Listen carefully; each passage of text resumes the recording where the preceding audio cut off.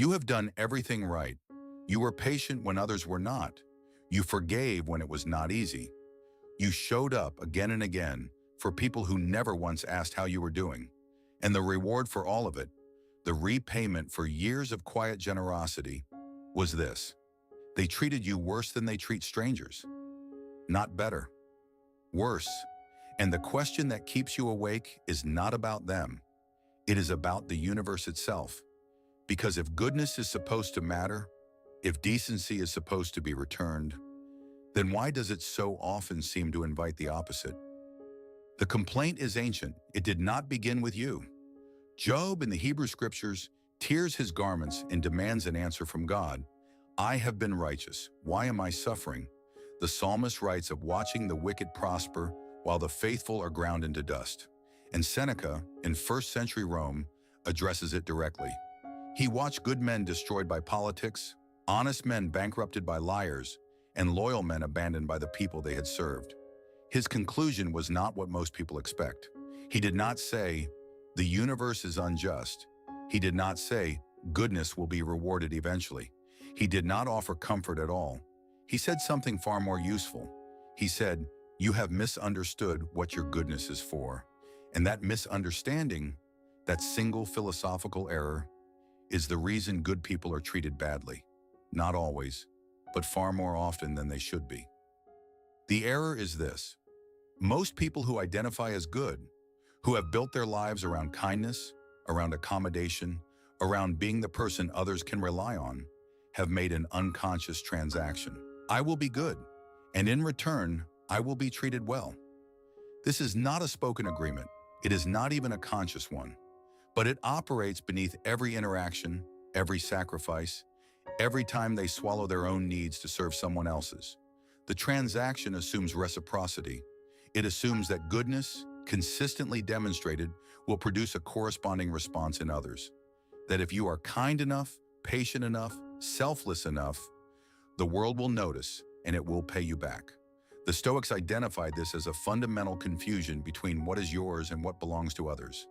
Epictetus, a former slave, a man who understood coercion and exploitation better than most philosophers in history, draws the line with precision. What is yours?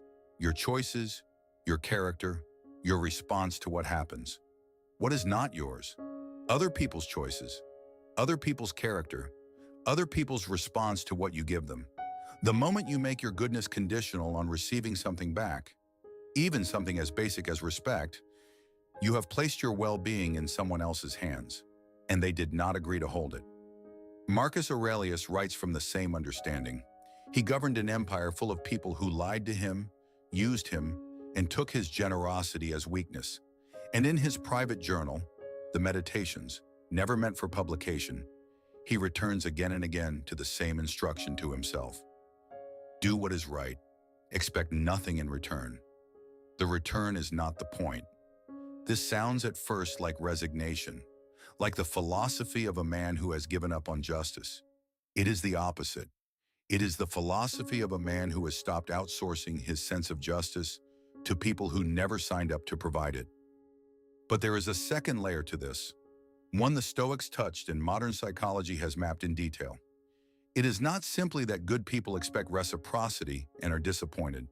It is that a specific kind of goodness, the self-erasing kind, actively trains other people to treat you badly. Consider what happens when a person never says no. When they absorb every inconvenience, forgive every slight, accommodate every demand without complaint, they become invisible. Not invisible in the sense of being unseen.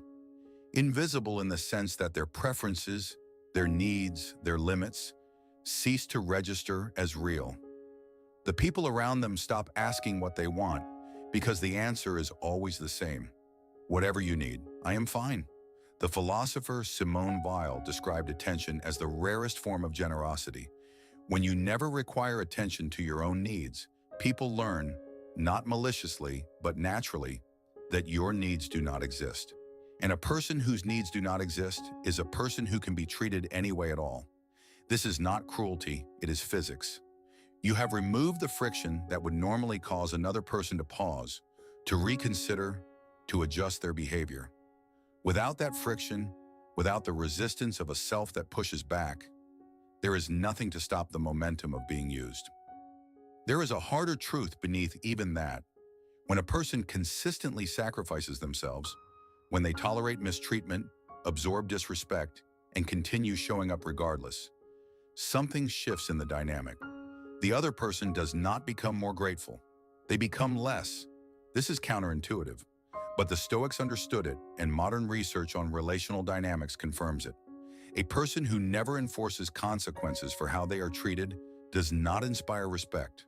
They inspire a quiet, often unconscious contempt, not because they deserve it, but because human beings at some deep level do not trust what comes without cost. A kindness that is always available, that requires no reciprocity, that never withdraws, begins to feel less like generosity and more like compulsion. And we do not respect compulsion, we exploit it. Epictetus observed that the slave who obeys out of fear and the slave who obeys out of an inability to conceive of refusal are both unfree. The second is in the more dangerous position because they do not know they are enslaved. The good person who cannot stop giving is not generous. They are trapped. And the people around them, sensing this, often without articulating it, treat them accordingly. So what does genuine goodness look like in the Stoic framework?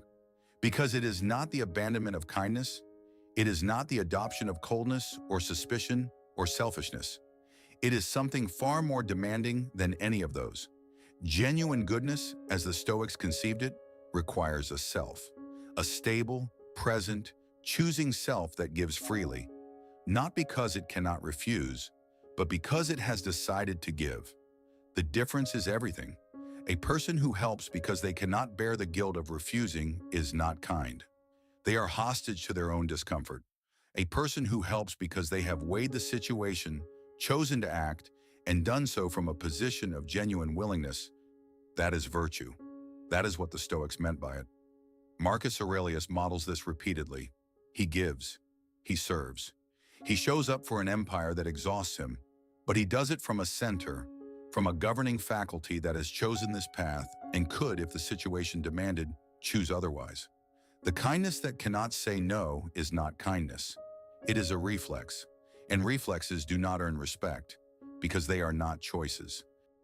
If you recognize yourself in what has been described, if the pattern of giving without receiving, of goodness met with indifference or contempt, is familiar, the Stoic prescription is not to become less good.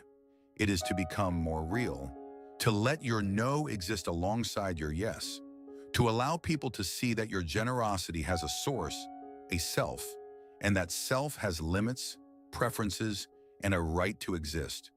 This will cost you. Some people in your life are there precisely because you never push back. When you begin to, they will leave, and that departure will feel like punishment, like proof that you were right to be afraid of having needs. It is not punishment, it is information. The people who leave when you develop a self were never responding to you. They were responding to your absence. The people who remain, who adjust, who respect the new terms, who meet yourself with theirs, those are your relationships. Everything else was a performance, and you were doing all the work. The Stoic answer to why good people get treated badly is not comfortable. It does not say the world is fair, or that justice will arrive, or that your suffering has been noticed by the universe. It says, examine the goodness itself. Is it freely chosen, or is it compulsive? Is it given from strength or from fear? Does it come from a self that could refuse, or from a self that has forgotten refusal is an option? The quality of your goodness determines the response it receives. Not perfectly, not always. The world contains genuine cruelty, and no amount of philosophical clarity protects you from every form of mistreatment. But the pattern, the repeated pattern of being treated badly by the people you treat well, that pattern is not about the world's injustice. It is about the terms you have set, and terms can be renegotiated, not by becoming less kind, by becoming more present, more visible, more willing to be a person, with all the friction and inconvenience that personhood requires. Seneca wrote a line that has stayed with me since I first read it. He said that the wise man is not surprised by ingratitude. He expects it. Not because he is cynical, but because he understands that his goodness was never a contract. It was a choice, and choices do not come with guarantees. The good person who is treated badly has a decision to make, not about whether to remain good, that is settled, but about whether their goodness will continue to be a transaction they lose or a practice they own. The self you bring to your kindness is the thing that determines whether that kindness is received as a gift or consumed as a resource. Bring more of yourself, not less.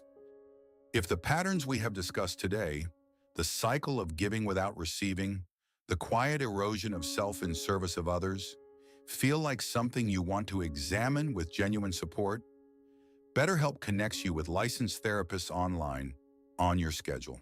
The link is in the description.